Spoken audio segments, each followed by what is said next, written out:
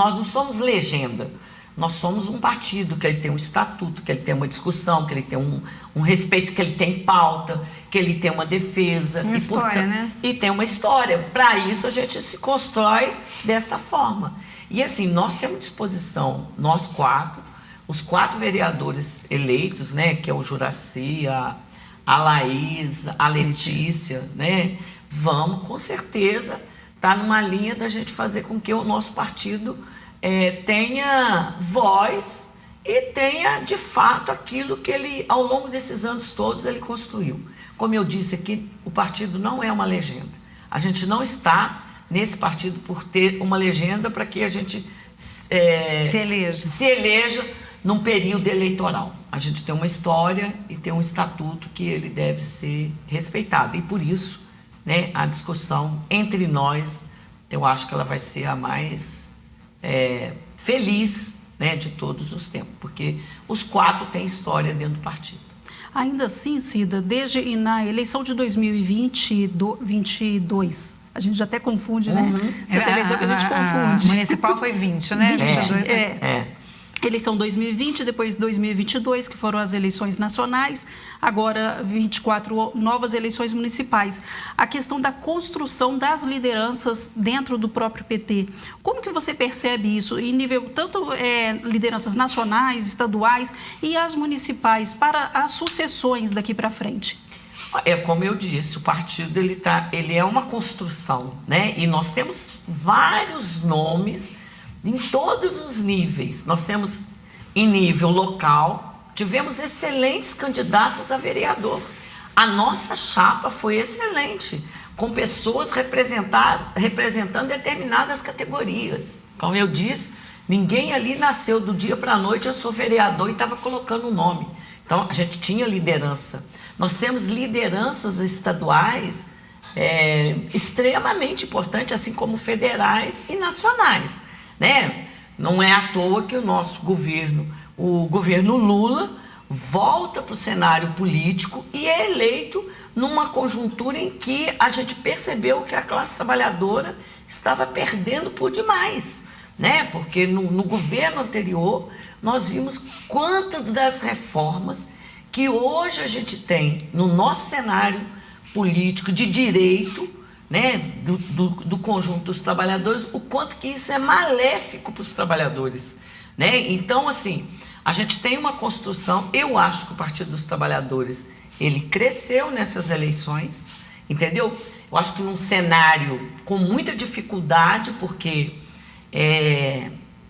a extrema-direita ela usa de um expediente que é falsear as discussões, que trazer ao debate as tais fake news, que elas são muito rápidas, espalhadas, e isso atinge a população que ela está desprevenida, sem condições de saber o que é aquilo, né, que está no cenário ali. Então, eu acho que assim, eu penso que a eleição de 2020, ela teve um quadro.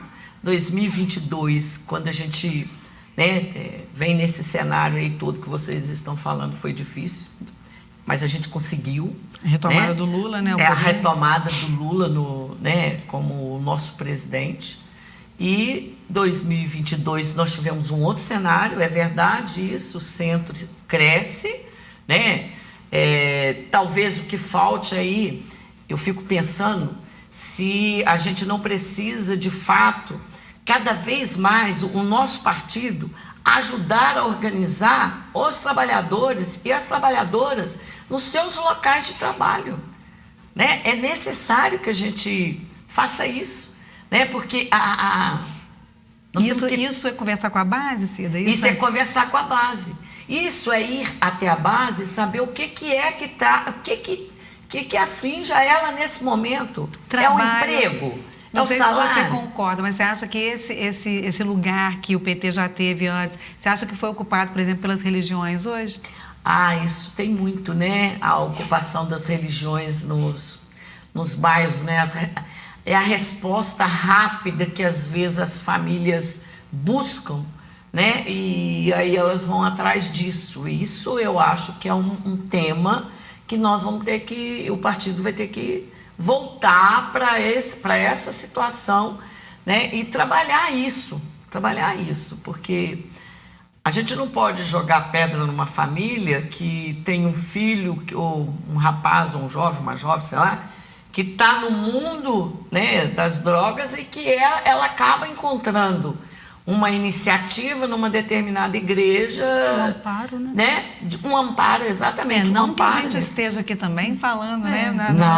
Nós estamos jogando pedra, né? Como, não, de jeito nenhum. É um trabalho importantíssimo que elas fazem. Mas a gente tinha ali o partido cresce nessa base, né? E não sei se afasta ou não sei como é que vocês avaliam isso internamente, né? Então, eu sou da época... E falo isso porque você é da corrente de trabalho que é muito ligada a esse trabalhador, né? A essa base, a periferia. É isso aí. E ainda tem, antes que você... Porque dá para juntar as duas respostas, ainda tem a questão da educação, que é formar pessoas críticas, com crítica suficiente para conseguir ler o cenário político.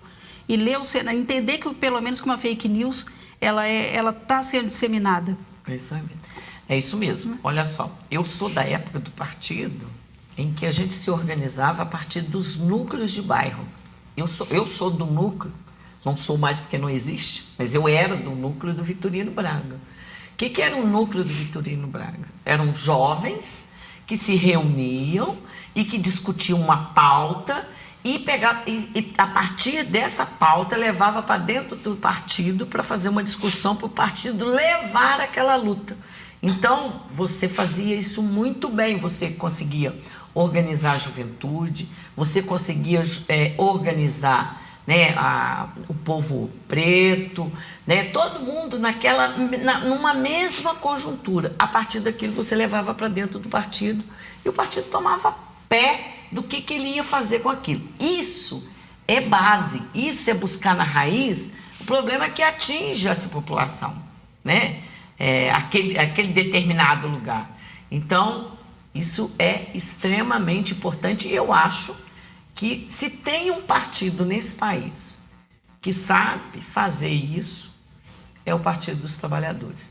E eu acho que é necessário que ele retome essa situação. E aí nós vamos cair lá na educação. Eu acho que a educação, ela é transformadora de ideias, transformadoras de luta, as pessoas têm que pensar na educação, quando você tem uma educação de qualidade desde lá na crechezinha, chegando lá nos bancos da universidade, né, com qualidade para essa população, uma educação pública, gratuita, para essa população, para ela se formar, com certeza nós vamos ter uma população crítica que vai saber fazer, e não vai saber fazer a crítica daquilo que é bom para ela, que é ruim para ela, e a luta para buscar aquilo que ela tem de direito.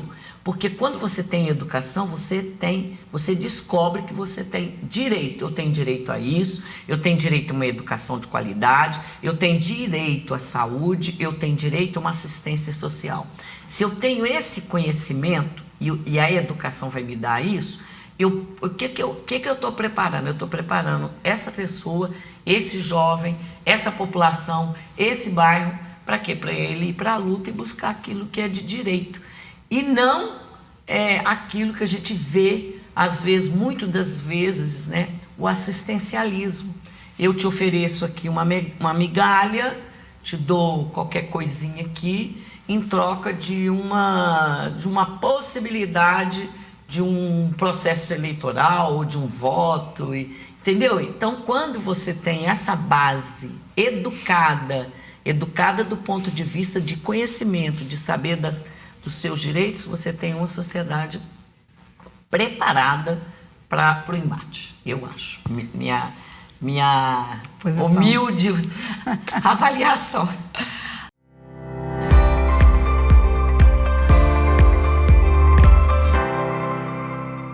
O meu gato, ele me tirou de uma depressão profunda e eu doei já gatos para pessoas que têm crianças autistas, que tem uma melhora enorme no quadro deles, pessoas assim que estão com depressão, que os gatos transformam, sabe?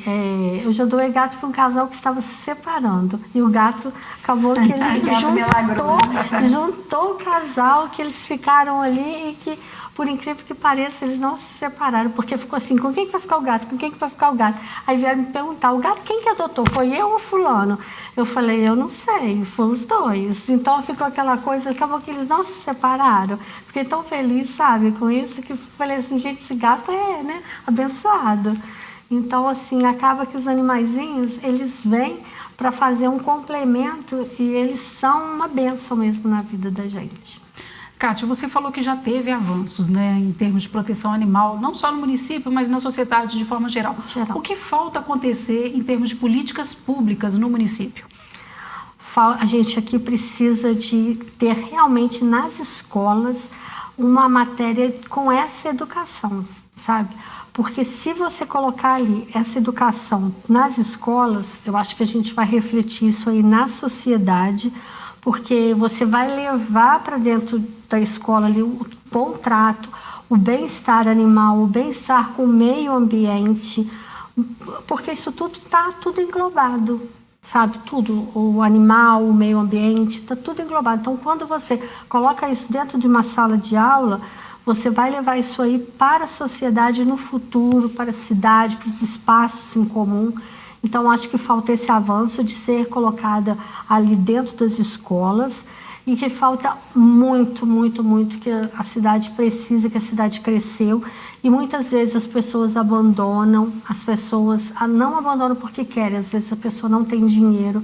Não é uma justificativa, eu acho que não é uma justificativa, mas muita gente faz isso, abandona porque não tem dinheiro de cuidar. Era um local onde que as pessoas pudessem ter o atendimento gratuito. A gente tem o controle em Juiz de Fora dessas populações animais, principalmente dos animais domésticos, né, que a gente está falando, principalmente gatos e cães, porque a gente vê um crescimento populacional dos gatos, né? Como é que está isso? Existe uma política nesse sentido de se saber que população a gente tem? Nem sei se fala população de animais. Existe um controle disso, Kátia? Então, isso também seria uma política pública, porque a castração é uma política. Eu fiz no primeiro ano, eu fiz uma lei, a lei do censo animal. E essa lei, parece que agora a prefeitura está colocando ela em prática através desses agentes que passaram no concurso. Agente de endemia? Isso. Então, aí eles vão nas visitas lá que eles vão nas casas, eles já vão fazer essas entrevistas para poder saber os animais que têm na casa, quando são castrados, se são vermifugados. Porque me parece que isso é um problema na cidade, porque a gente tem uma superlotação no canil, né? Você fez, no início da sua gestão, você fez várias denúncias, me lembro de você ir lá e mostrar que os animais estavam em caixas, né? Sofrendo lá, pouca gente para cuidar de tantos animais. Exatamente. Teve que aumentar, né? O canil teve que aumentar e mesmo assim nós já entrevistamos o vereador eleito, Vitinho, que contou que diariamente as pessoas ligam para ele e você, quando chegava aqui, estava falando que tinha ido hoje resolver uma situação de animal. Você, quantas vezes foi à rua fazer esse recolhimento? A gente deve ter uma superpopulação. Como é que você vê isso? Então, esse censo ele funcionando, a cidade ela vai saber exatamente aonde que tem mais incidências de animal precisando de castração, precisando de atendimento, e os animais que estão na rua. Então, assim, a gente vai ter, porque, por exemplo, está na rua lá, a pessoa vai fazer o censo e fala, eu tenho esse animal aqui comigo, dentro da minha casa, mas eu cuido de esse ou aquele animal que está na rua. Então, a partir disso daí, a gente vai conseguir fazer políticas públicas, saber aonde que precisa mais de demanda de um castramóvel, ou se não, o que eu penso que a prefeitura deve fazer são castrações localizadas em clínicas, por exemplo, ter parcerias com clínica na Zona Norte, clínica na Zona Sul, para que facilite a vida das pessoas, dos protetores, para que possa, por exemplo, ter um castramóvel na Zona Norte. Quem é da Zona Sul fica muito distante para poder pegar um animal, um Uber fica caro. E as pessoas, se elas não têm condição de pagar uma castração, um Uber fica muito caro para ir lá e voltar. Então, eu penso que essas castrações localizadas em clínicas, essas parcerias, facilitariam... Hoje isso não existe? Hoje não existe. Mas com o censo, a gente conseguiria, com o resultado desse censo, conseguiria fazer as parcerias aonde que teria mais números de animais precisando de atendimento. Então, essa lei já existe, ela tem que ser já colocada em prática. E aí já estamos falando do seu futuro, a partir de 2025, de você então, fazer essa cobrança. Essa lei, parece que essa lei, agora com os novos agentes de DENIS que foram contratados, eles já começaram a fazer esse questionário. Até tem uma amiga minha que passou no concurso e ela falou que ela já começou a fazer. Então, agora é fazer a coleta desses dados aí, que já começaram a fazer, né, as pesquisas, e realmente concentrar, fazer um banco de dados para poder saber direitinho e, a partir dessa coleta dos dados, começar a fazer o direcionamento das políticas públicas. E em termos orçamentários, o município teve e vai ter recurso em 2025 suficiente para essas políticas? Então, pelo menos eu estou correndo atrás de emendas, tanto a minha, né, quanto eu coloco as minhas emendas, a maioria da minha emenda ela é destinada para a causa animal, e também eu busco parcerias com deputados para trazer emendas aqui, como eu fiz com o Canil Municipal, que eu busquei parceria com o Coronel Henrique, que ele me ajudou, busquei parceria com o Ministério Público, que também me ajudou para poder fazer lá. Então, aí, até, né, a Prefeitura conseguir, para a gente poder ter uma verba, né, do Executivo, a gente tem que correr atrás dessas verbas, através de deputados, de parcerias, para que a gente possa conseguir fazer isso tudo aí. Aí tem a minha parte lá que eu sou pedinte. Eu vou e bato mesmo na porta e vão me dar aí, me ajudar. Então, isso aí a gente vai fazendo. E você, com isso, tem conseguido também apoiar os protetores independentes? São muitos, Cátia? São bastantes, porque eu acho assim, protetor... Todas as pessoas são protetores. Não existe assim, igual muita gente me pergunta assim, como que eu faço para ser um protetor? Não, protetor, qualquer pessoa que tem um amor, um pedacinho de cantinho na casa dela que possa acolher um animal, qualquer um é protetor. Não existe uma forma, uma receita para você ser um protetor. Então, assim, mas existem os protetores que são aqueles que estão com muitos animais em casa. Muitas vezes eles não são nem de nenhuma ONG. Não são independentes são mesmo. Independentes mesmo. Então, que eles, muitas vezes não. Tiram recursos deles mesmo, sabe? Tiram recursos e fazem rifa, vaquinha, tudo para poder ajudar o animal. Então, a gente tem uma lei que é do Banco de Ração, e essa lei ela precisa que o Conselho de Proteção Animal ele esteja exatamente certinho para que essa lei ela possa funcionar. Então, assim, eu já estou em conversa com o Executivo para que possa colocar o Conselho funcionando certinho, para que os protetores, eles vão até o Conselho, fazem o cadastro lá no Conselho, aí eles levam a documentação, que está tudo lá certinho na lei, o que precisa de apresentar, e vai ter uma fiscalização que vai na casa, vai ver direitinho o que aquele protetor precisa, para que possa auxiliar ele da forma que ele necessita, entendeu? Mas isso aí também a gente precisa de buscar recursos. Mas o primeiro passo é o Executivo colocar o Conselho funcionando. O que está só antes de encerrar o bloco, o que falta para efetivar o Conselho? Então, o que foi para trás era a sociedade civil, que era a parte principal, o presidente, e a outra parte era da parte municipal, poder público, é poder público. Então, não deu muito certo, infelizmente tiveram divergências, então não conseguiram se acertar. Agora, dessa vez é o contrário. Agora é o poder público, que é o presidente, e a sociedade civil, que também, todos os dois têm poder de voto, mas a presidência é do poder público. Então, é o que eu estou pedindo, que o poder público... É o servidor da prefeitura. É o servidor da prefeitura. Que eles coloquem uma pessoa lá que seja, assim, bem ativa e que queira mesmo trabalhar e queira colocar aquilo ali para funcionar. Que ele seja um presidente ativo e que ele coloque ali, que ele convoque as pessoas, que ele convoque reunião, que ele chame mesmo as pessoas que vai ter uma eleição, e essa eleição tanto vai eleger as pessoas do poder público quanto da sociedade civil. Mas que esse presidente ele seja ativo e que ele convoque, que ele converse com todos. Isso já está próximo de acontecer? Já está próximo de acontecer, porque já agora no final do ano já vence o final, né, desse mandato agora, então já no começo do ano já começa o próximo mandato. Então Você vai ficar de olho, né, Cátia? O que eu estou pedindo é que eles coloquem ali um presidente que seja bem ativo e que realmente coloque o conselho, faça reuniões, convoque, chame, converse, né? Explique as demandas, o que precisa.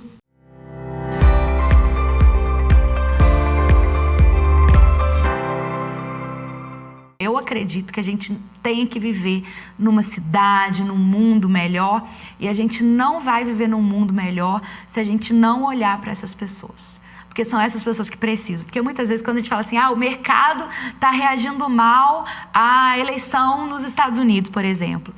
Quem que é o mercado? Quem que são as pessoas que são influenciadas nisso?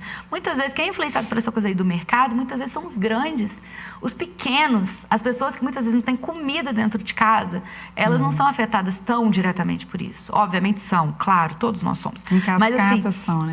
Em cascata sim. Mas isso afeta lá o grande, que muitas vezes não são as pessoas que a gente precisa fazer política pública urgente. Para mim, a gente precisa fazer política pública urgente, pensando sim na economia, né, em tudo isso, mas pensando principalmente nessas pessoas, que eu acho que é o que a gente tem que olhar.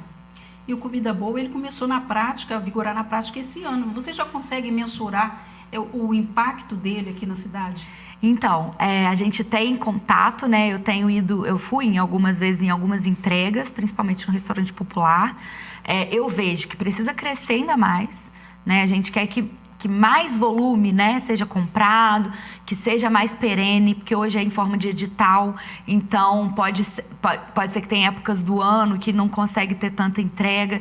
Então eu vejo que precisa ainda ampliar, viu, Renata? Assim, não é porque é lei minha e que, né, que eu vou falar assim, não, é perfeito.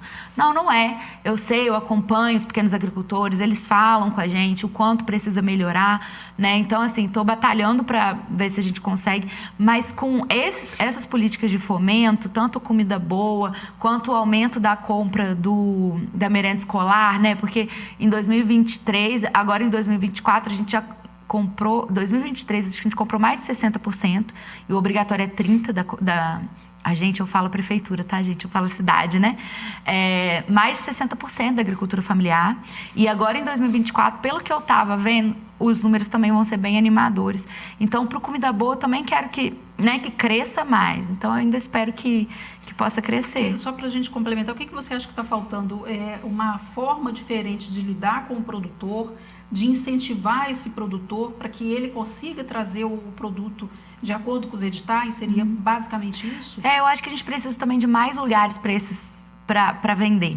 Porque hoje acaba que, assim, a merenda escolar aí não é o Comida Boa, né? Já é a merenda escolar, que já é pelo PNAE, já é, né, obrigatório. Então, a gente coloca isso para outros equipamentos da prefeitura. E, na verdade, eu acho que a gente pode até pensar em outras coisas, como, por exemplo, os lugares terceirizados da prefeitura também seriam obrigados a comprar, né? Porque hoje, por exemplo, alguns hospitais têm... é 100% SUS, mas terceiriza a alimentação, então não tem essa obrigatoriedade. Então, eu acho que a gente precisa de mais lugares para a lei ser aplicada, sabe? Porque eu vejo que os produtores produzem bem, produzem muito.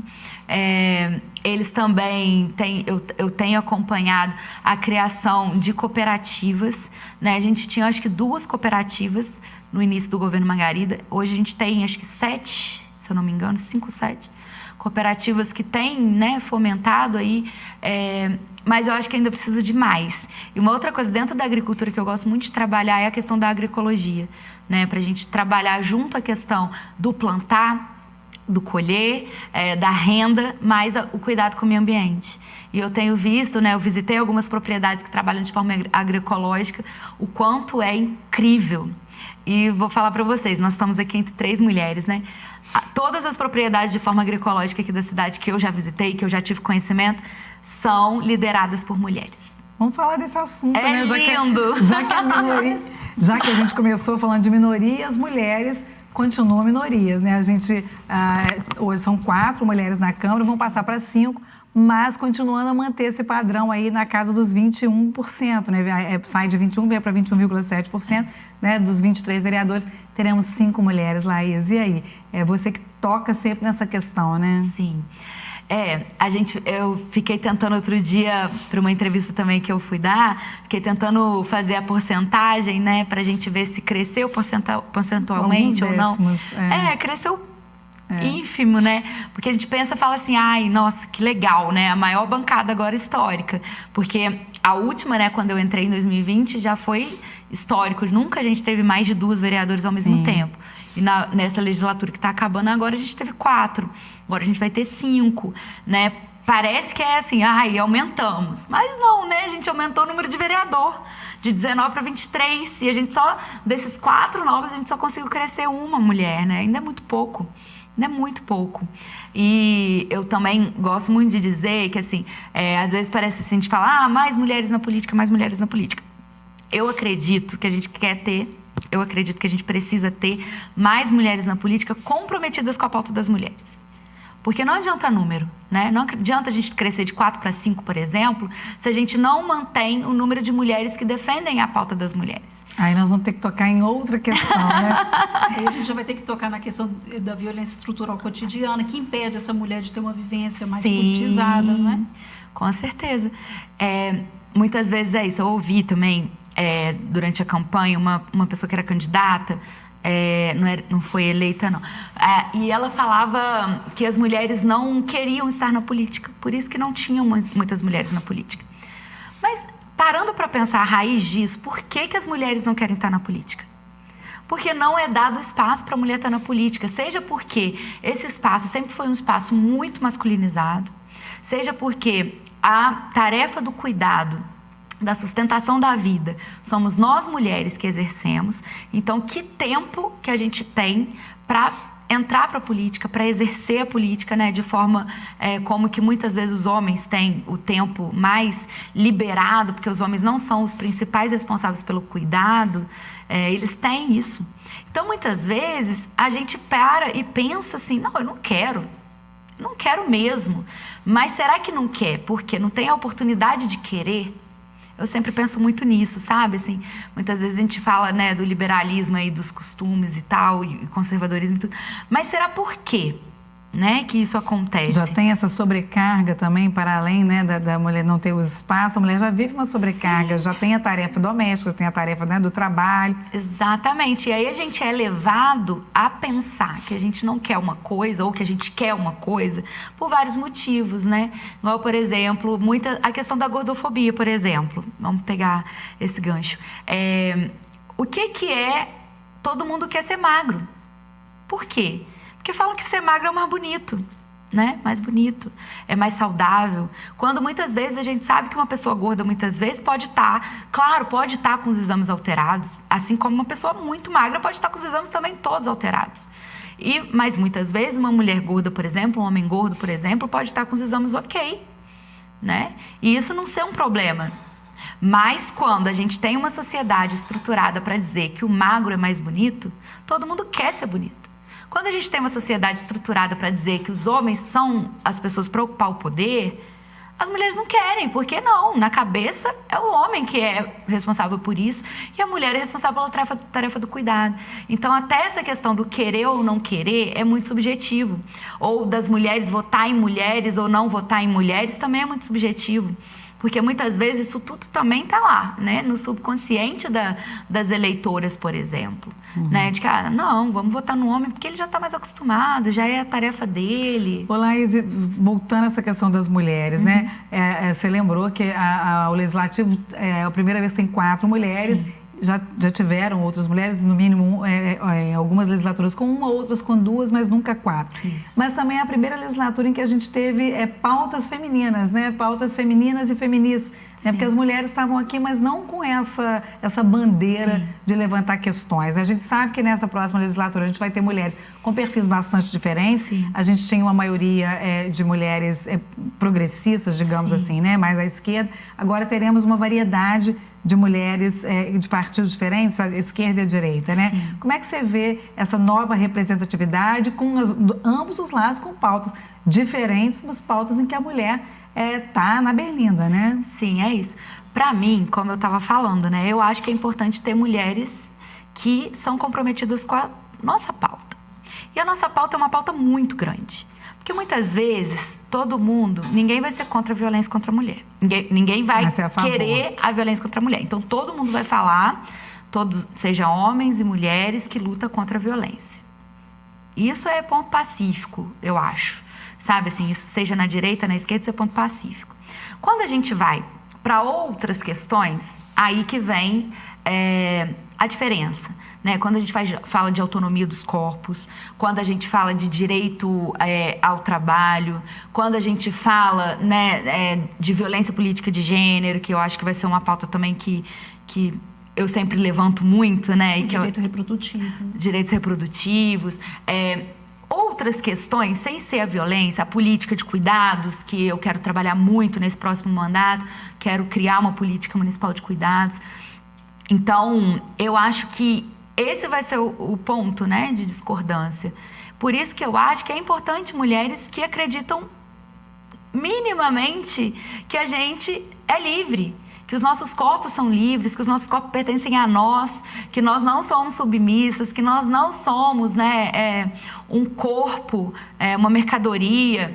Então, eu não sei, né, como vai ser, vamos ver essa pauta, essas pautas identitárias, né, como serão tratadas, mas podem esperar de mim o que eu sempre fiz, sempre a minha defesa. Eu sou uma militante da Marcha Mundial das Mulheres com muito orgulho, né, desde 2011 sou militante da marcha aqui em Juiz de Fora no coletivo Maria Maria, desde 2011, então podem esperar de mim a luta pelos nossos direitos, pelos direitos das mulheres serem o que elas quiserem, estarem aonde elas quiserem. Então, isso vocês podem esperar de mim. Agora, das outras, eu não sei.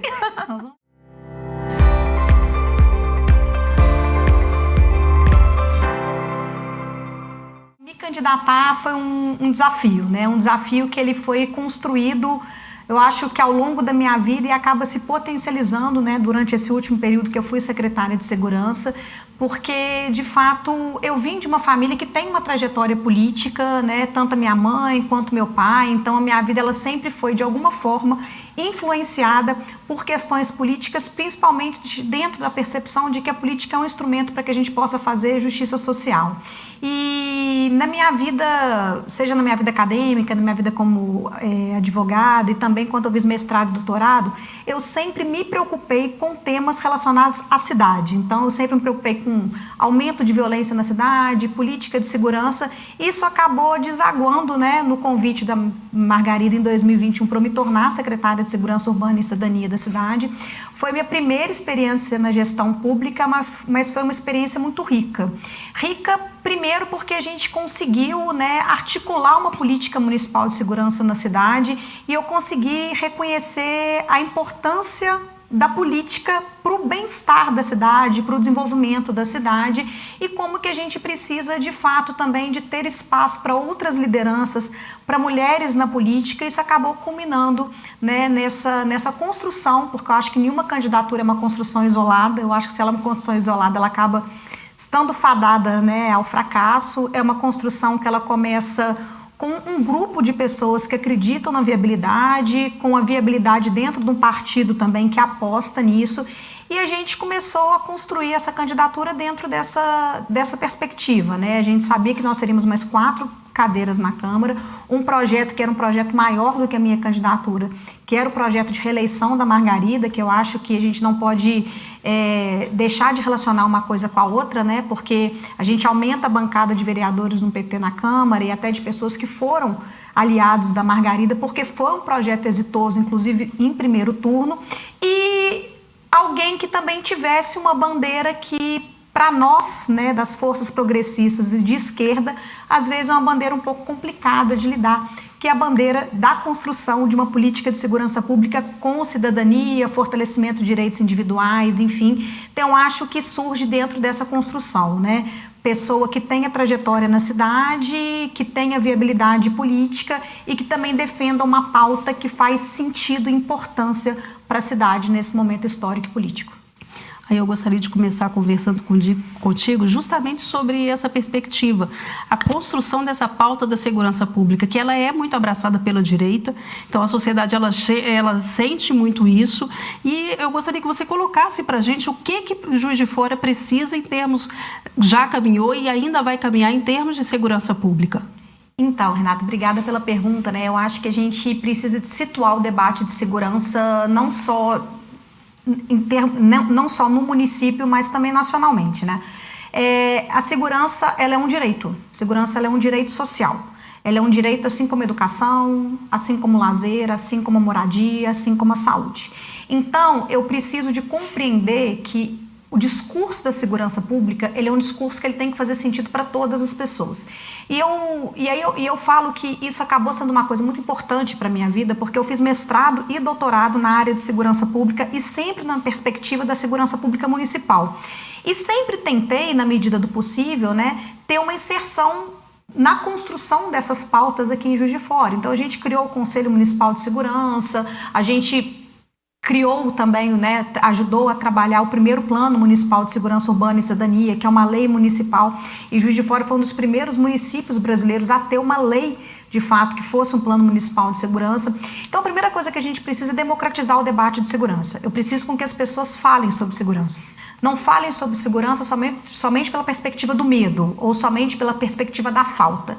Eu preciso de entender que, a partir do momento em que eu invisto em tantos outros direitos sociais, eu estou investindo em segurança pública. Que a política de segurança pública, ela talvez seja a política mais transversal de todas. Porque quando eu invisto em iluminação pública, eu estou investindo em segurança. Quando eu invisto, por exemplo, em escola em tempo integral, eu estou investindo em segurança. Quando eu invisto, por exemplo, em assistência social, em fortalecimento de CRAS e CREAS, eu invisto em segurança. Quando eu invisto num bom diálogo intersetorial e interfederativo com as forças de segurança, eu estou investindo em segurança. Quando eu invisto em vídeo monitoramento, eu estou investindo em segurança. Então, eu acho que o desafio de uma política municipal de segurança é entender que segurança está em tudo, tá certo? Em todas as áreas sociais, e conseguir ter um olhar por essa perspectiva. Então, eu acho que nós, em Juiz de Fora, avançamos a partir do momento em que a gente tem uma prefeita que assume também a sua parcela de responsabilidade na segurança, sem entrar na esfera de competência de outros entes, que eu acho que isso é muito importante também, que isso faz parte dessa responsabilidade social, perde o medo de falar sobre segurança, tá certo? E entende que é um investimento que demanda uma articulação intersetorial, que muitas das vezes podem ter ressoos. E uma das coisas que a gente conseguiu aqui em Juiz de Fora, que eu tenho muito orgulho de ter participado, foi a gente ter conseguido um investimento de mais de 15 milhões para a construção de um Convive, que é um centro de convivência pela vida no Parque das Águas, com o dinheiro do Ministério da Justiça e Segurança Pública. Então, quer dizer, é um dinheiro do Fundo Nacional de Segurança Pública que veio com investimento para a prevenção numa área de grande vulnerabilidade social, e que lá, o que mais vai ter lá são oportunidades sociais, tá certo? Desde política de cultura, de educação, lazer, piscina, enfim, mas dentro de uma perspectiva de que segurança se faz também pelo olhar e pelo viés da prevenção, né? E eu acho que uma coisa que Juiz de Fora fez bem, e tem que fazer mais, obviamente, é sempre tentar ter uma articulação com o governo federal. Porque a gente sabe que os municípios são muito carentes de recursos ainda, e a gente precisa de dinamizar formas de obtenção de recursos. E hoje o Fundo Nacional de Segurança Pública tem um recurso, né, para a segurança, que cabe aos municípios também se articularem para conseguirem recursos nessa área, né? Letícia, a segurança pública é tradicionalmente, pelo menos os agentes políticos, né, Polícia Civil e Militar, são da ordem do governo estadual. Houve um diálogo do município com o governo estadual, e você acha que, em números, a violência que aparece hoje na cidade reduziu? E o que é que mais incomoda o Juiz Forano? Porque a gente tem vários tipos de violência.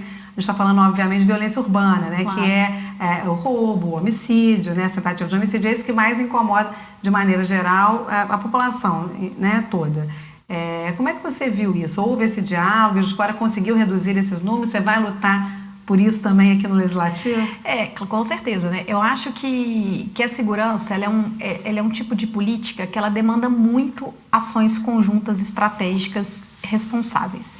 Então, assim, quando eu assumi a secretaria, eu e a Margarida, a gente sempre teve um ponto de consenso, assim. A gente precisa de dialogar com as forças de segurança.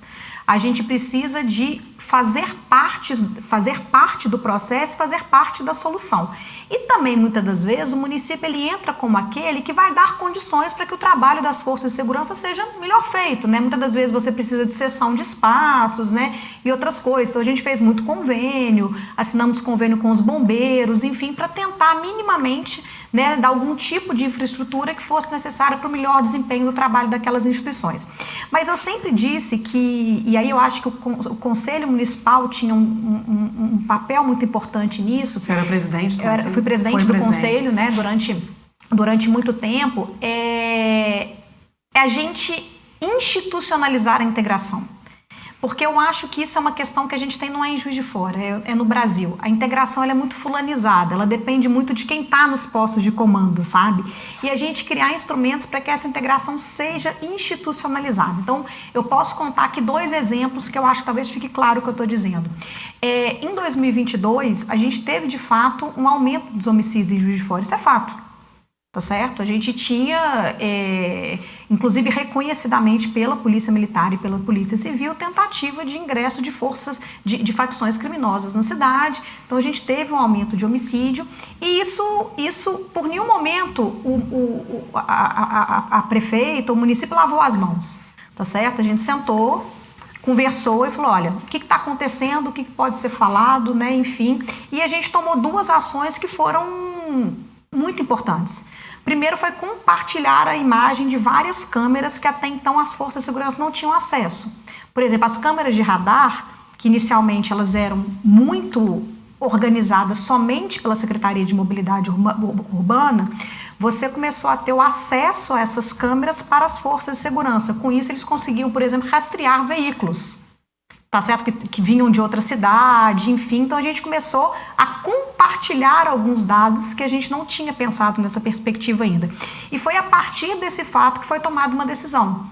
Juiz de Fora não tem ainda estrutura tecnológica necessária para lidar com a violência da forma. Então, a gente optou, né, por fazer uma licitação muito grande de novas câmeras de vídeo monitoramento na cidade.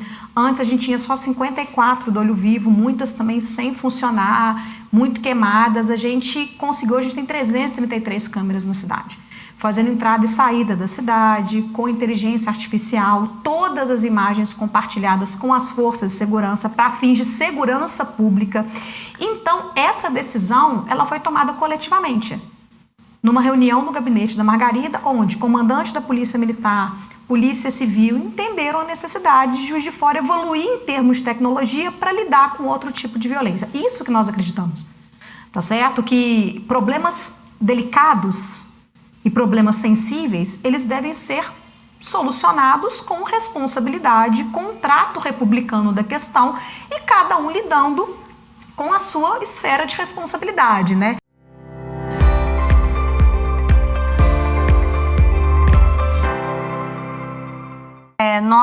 Nós somos totalmente contrários à política de cota, seja ela qual for. Totalmente contrários à política de cota. A mulher, ela tem capacidade, não só a mulher, mas outras cotas que a gente pode perceber, tem a capacidade de ter o mérito de chegar aos espaços de poder que ela imaginar. Isso não faz dela, a cota não faz da mulher competente para poder estar naqueles cargos. O que o feminismo vende é uma mentira, que essas cotas vão facilitar essa inclusão, essa adesão da mulher em espaços importantes de poder. Isso, na verdade, está sendo usado somente como massa de manobra, porque a mulher que ela tem o interesse de entrar nesses espaços, ela entra por convicção. ela não entra por número, por cota. Ela não vai entrar nesse sentido. Então, essas cotas, elas, pelo contrário, ela afasta a possibilidade de termos pessoas competentes e comprometidas, com convicção de trabalhar naqueles espaços de poder. No nosso entendimento, a política de cotas realmente prejudica mais do que auxilia. Quando você diz que a mulher conservadora, e no caso você também, você vem para a política por convicção. Seria um posicionamento individual, um posicionamento de grupo? Como que é essa diferença? É um posicionamento individual. Eu comecei na militância exatamente por esse meu sentimento materno, né? A minha militância começou porque meus filhos estavam sofrendo doutrinação ideológica na escola, e na ânsia de proteger os meus filhos e no desconhecimento do que eu poderia fazer, eu entrei de cabeça para estudar essa doutrinação que estavam sendo realizadas dentro das entidades de ensino.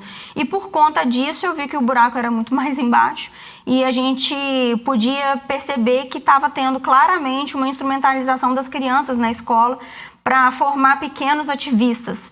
Então, nesse sentido, eu comecei a ter essa responsabilidade de mãe de proteger a minha própria família, e com isso eu tive a vontade de ajudar outras mães que também estariam sofrendo por aquilo. Então, há muitos anos atrás, foi o que me trouxe para a política, foi o que me motivou e é o que me mantém até hoje na defesa desses interesses, né, da mulher conservadora de proteção da família. Exatamente por conta disso, porque essas ideologias, elas cooptam as crianças para poder fazer miniaturas de militantes, para interesses políticos, ideológicos, e a gente não quer que isso seja realizado. A escola é para ensinar. Quem educa é a família. Então, assim, esses valores morais, eles precisam ser passados para a criança através do ensino dos pais, né? Então, para poder blindar essas crianças, a gente precisa fazer uma política de que a família seja fortalecida, a mulher tenha a sua função, o seu papel reforçado, o pai, o homem também tem o seu papel super importante na família, e esses papéis se completam. Então, isso é muito importante para que a gente consiga permanecer com a sociedade de forma sadia, através dessa desestruturação familiar, que a gente vê uma desestruturação psicológica bem recorrente na sociedade, né? Isso traz diversas doenças mesmo, que a gente pode até perceber, desconstrução de identidade, aumento de suicídio, e a gente nunca teve um número tão grande de jovens e de crianças com tanta divergência de identidade.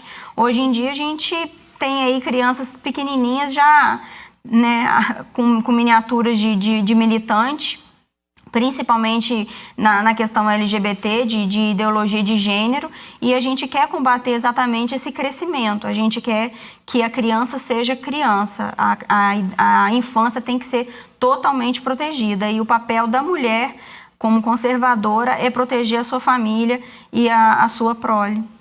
Ô, Roberto, você foi eleita, né? Estava olhando seu site, como a vereadora do Nicolas e do Bolsonaro.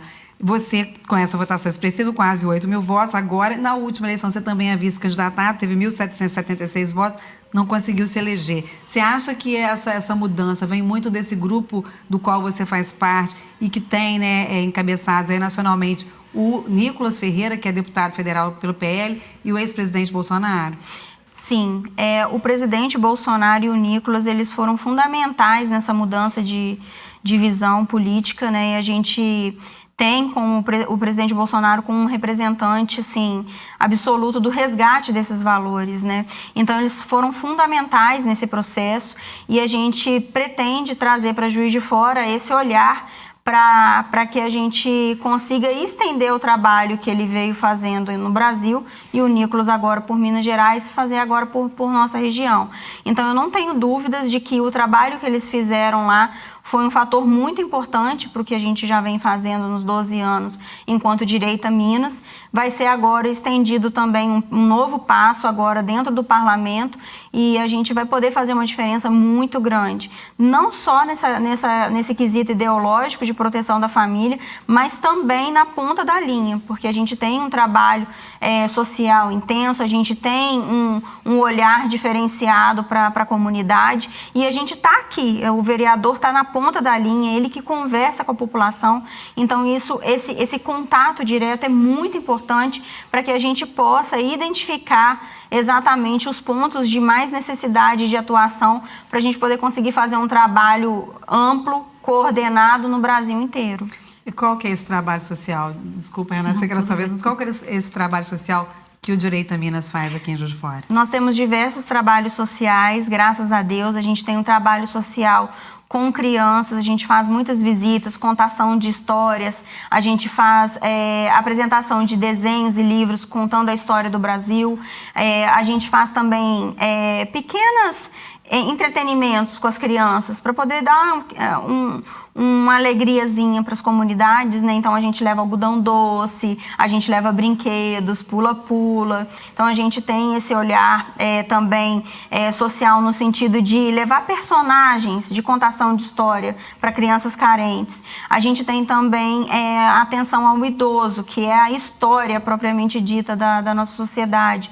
Então a gente também faz um trabalho muito forte nessas entidades que cuidam do idoso. E a gente costuma também fazer trabalhos sociais no sentido de ajuda com mantimentos, com roupas, doações de itens de higiene. Por exemplo, agora, recentemente, a gente teve a situação do Rio Grande do Sul. Nós atuamos fortemente, nós tivemos vários pontos de coleta na cidade e esses pontos de coleta nós fazíamos uma triagem e encaminhávamos tudo lá para o Rio Grande do Sul. Então, a gente está sempre observando essas necessidades e atuando em cima disso também. E aí, no caso, você diz que deve trazer aqui para Juiz de Fora essa política de desenvolvimento social. Você já consegue perceber, mesmo antes de assumir o mandato, pontos que você vai precisar investir aqui no município enquanto vereadora? Olha, a gente tem feito um estudo muito forte sobre isso. O gabinete do Nicolas, ele tem um segmento só dessa questão social, esse olhar social, e a gente já tem feito um mapeamento da cidade para a gente poder entender quais serão os pontos principais que a gente vai atuar. Mas hoje já posso dizer que assim, um dos principais que a gente vai atuar vai ser principalmente nessas casas de acolhimento. A gente já tem um trabalho já tentando sair do projeto, do papel, e a gente vai trazer isso para o nosso mandato. Acolhimento de crianças. Então, a gente já tem essa intenção de fazer um trabalho social nesse sentido aí. E eu acredito que o nosso trabalho vai ser muito em torno disso. Porque o entendimento do nosso grupo político é de que as crianças e a juventude é o nosso próximo futuro. Então, a gente precisa plantar uma sementinha para preparar essas crianças para um novo Brasil que está para nascer. Então, a gente vai fazer um trabalho muito forte, muito intenso de formação dessa base para a gente conseguir fortalecer a juventude para poder dar continuidade ao trabalho que a gente já vem fazendo.